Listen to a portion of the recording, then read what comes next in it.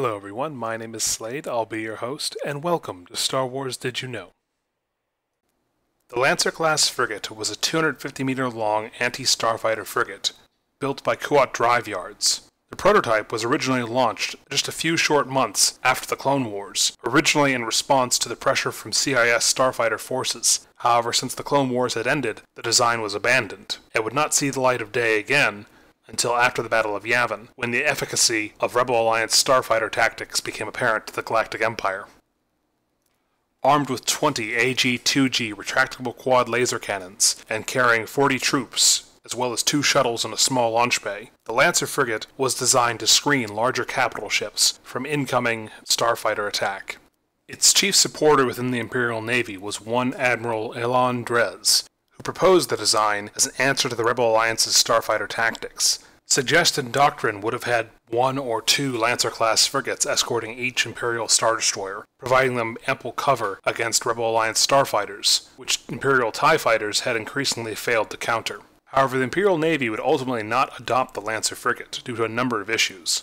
First and foremost was the fact that Imperial doctrine did not allow for sufficient escort units like the Lancer frigate. Lacking any capital-grade weaponry and armed only with anti-starfighter units, the Imperial Navy Command feared that the Lancer frigate would simply need to be escorted itself, and would be unable to take part in fleet engagements. Its light armament, when coupled with its high cost and slow sublight speed, made it difficult for most Imperial commanders to understand how best to use the craft, let alone obtain them.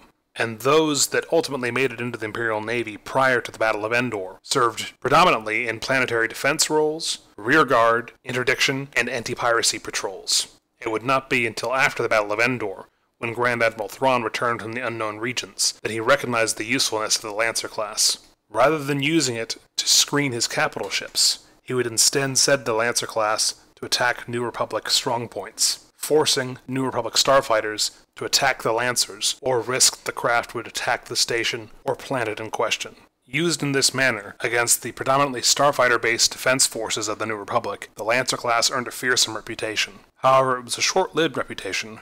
As with the fall of Thrawn, the Lancer class again fell out of use, although various Imperial warlords and remnant forces did make use of them to one degree or another. Increasingly, however, their high cost made them unfeasible to be deployed or produced further. Eventually, Lancers fell out of favor entirely with the Imperial remnant, and those that remained were captured units being used by the New Republic, the majority of which were decommissioned, although the design aspects of the Lancer were used in the case of the Ranger-class gunship. Oddly enough, years later, after the peace had been signed between the Imperial Remnant and the New Republic, the Lancer class would get a revival in life. The Yuuzhan Vong War and their unique Dovin Basel technology meant that rapid-firing laser weapons were required in order to knock out individual coral skippers.